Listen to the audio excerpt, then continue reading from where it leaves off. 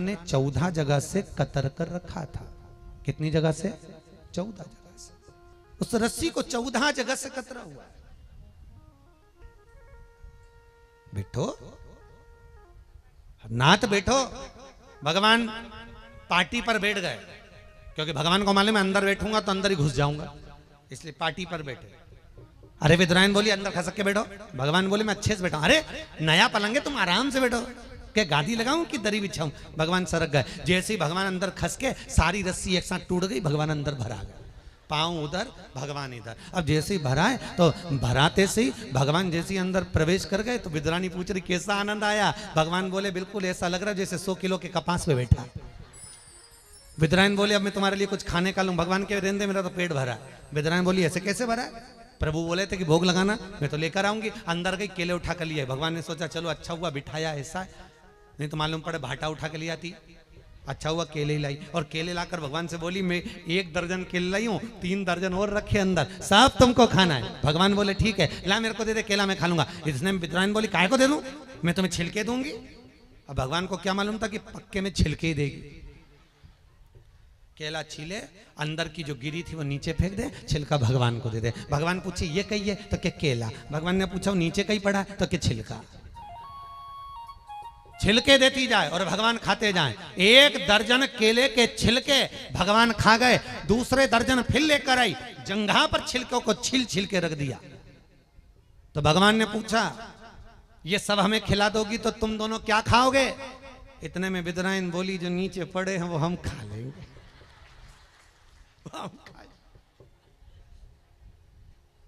विदुर जी ने आकर जगाया, विदुरायन तुमने भगवान को छिलके खिला दिए, भगवान को छिलके।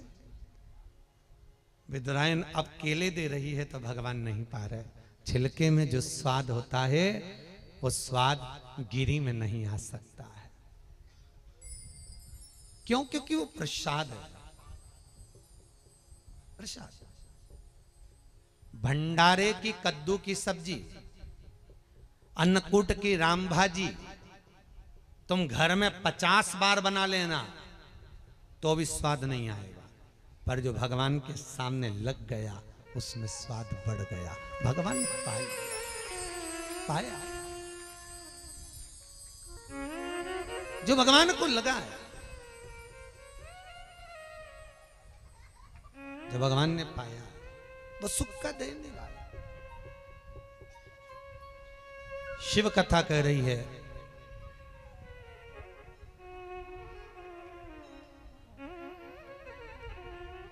सती माता जो जलकर भस्म हुई थी,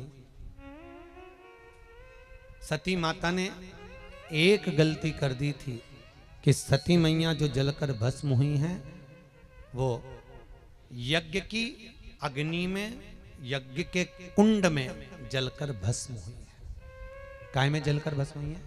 यज्ञ के कुंड। अपनी जिंदगी में एक बात उतार कर रखो, कहीं धार्मिक आयोजन हो रहा हो, कहीं यज्ञ अनुष्ठान हो रहा हो, कहीं सत्कर्म हो रहा हो, कहीं भजन कीर्तन हो रहा हो, तो प्रयास करना अपने द्वारा किसी धार्मिक कार्य में कोई अर्चन उत्पन्न ना हो।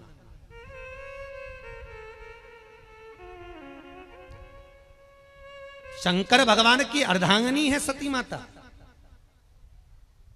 पर सती माता जब अपने प्राणों को त्यागी गुस्से में लाल होकर तो क्रोध की अग्नि में उस यज्ञ कुंड में कूद गई। यज्ञ के कुंड में सती माता कूदी है, और सती माता जब यज्ञ के कुंड में कूदी तो भगवान शंकर को सबसे ज्यादा क्रोध आया। अरे सती तो मेरी अर्धांगिनी होकर यज्ञ के कुंड में तू कूदी है?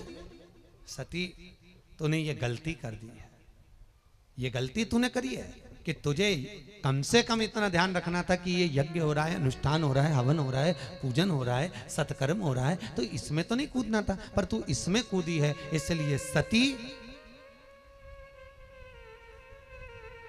तुझे अगला जन्म कोयल का लेना पड़ेगा। काय का जन्म लेना पड़ेगा? कोयल। और सुन सती, जब कोयल का तू जन्म लेगी और कोयल का जन्म लेने पर जब 2 आषाढ़ पड़ेंगे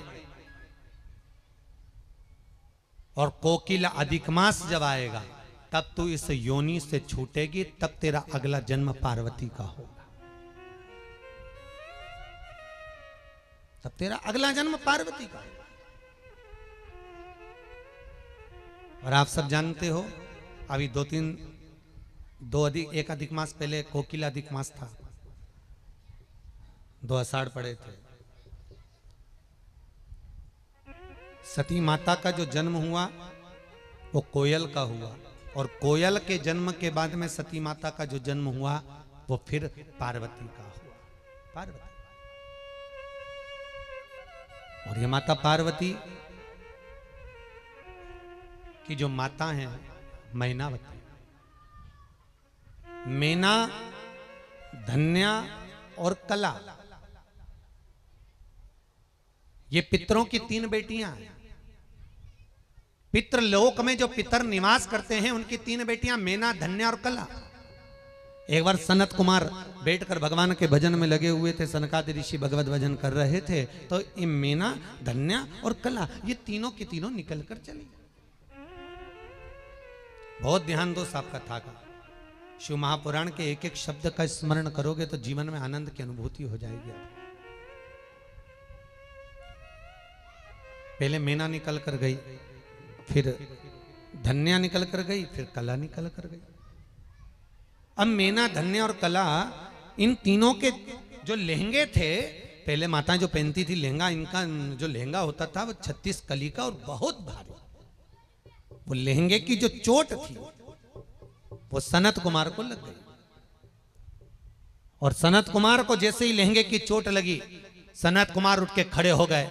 खड़े होकर कहा, अरियो मैना, धन्या और कला, तुम पितरों की 3 बेटियां हो और तुमने संत का अपमान करा है।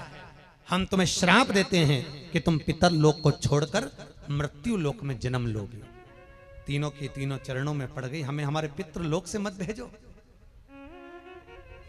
हमें पितृलोक नहीं छोड़ना, हम पितृलोक से जाना नहीं चाहते,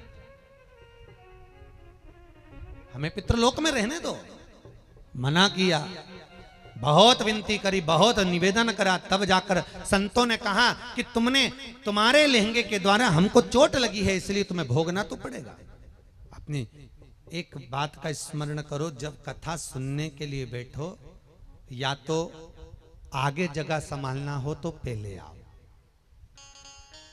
या फिर प्रयास ये करना कि जब अगर आगे जाकर कहीं बैठ रहे हो, भरी सभा में, सत्संग में, संकीर्तन में, भजन में, कीर्तन में आप आगे जाकर अगर बैठ रहे हो तो प्रयास करना कि अपने पांव से, अपने वस्त्र से, अपने द्वारा किसी को कष्ट ना हो, किसी को कष्ट ना हो। क्यों? ना जाने किस वैश्य में नारायण मिल जाए। कितना सुंदर कहा है, हजारों हजार तीर्थ, हजारों हजार तीर्थ, लाखों तीर्थ और हजारों हजार तीर्थ भारत की इस भूमि पर है कि नहीं? हजारों हजार नदियां, लाखों नदियां इस भारत की भूमि पर बह रही हैं। ना जाने कितने कुंड, ना जाने कितने सरोवर, कितनी नदियां, कितने तालाब इस भारत की भूमि पर हैं।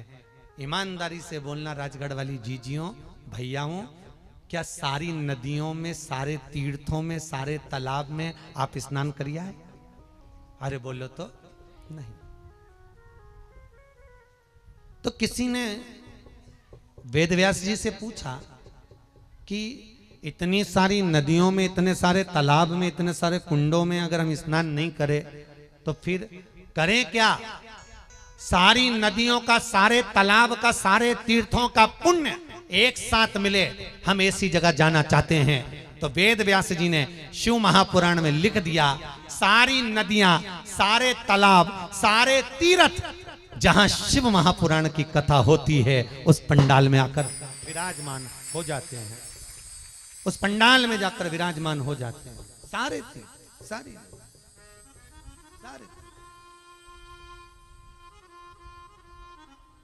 उस तीर्थ, जितने भी तीर्थ हैं, जितने भी आनंद तालाब हो, रसोतल हो, ये सारे शिव महापुराण के पंडाल में आकर विराजमान हो जाते, सारे सब। और जब सब एक जगह पर आकर विराजमान हो गए तो फिर आपको कहीं जाने की जरूरत ही नहीं। कितना सुंदर कहा कि इस कल युग में तीर्थ का क्या काम है, कर लो घर में सेवा यहीं तो चारों, अरे जम के तो बोलो, यहीं तो चारों धाम। जिसके घर में सास ससुर वही बद्रीनाथ है,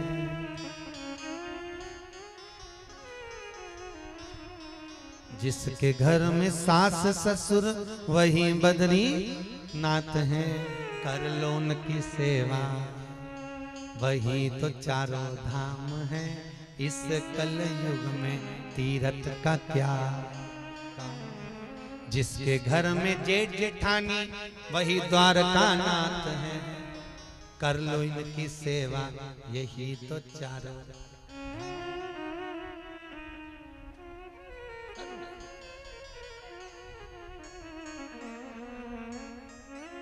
और जिसके घर में पति देव, अब क्यों हंसी, मैंने तो कुछ बोला ही नहीं। जिसके घर में पति देव वही जगन नाथ है, कर लो इनकी सेवा।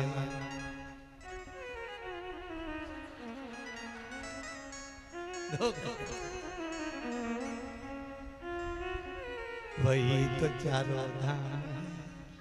पर इससे भी बड़ी एक और बात इस भजन की बहुत सुंदर है, शायद आपको भी अच्छी लगेगी, मुझे भी अच्छी लगी, कि जिसके घर में सुलक्षण नारी वही घर धाम है, और जिसके घर में चंद्र घंटा, कौन सा था? सुबह से उठे और धाड़े तो क्या मतलब की बात, कुछ धाम हो, सारा धाम वही है जहां पर प्रेम स्नेह करुणा,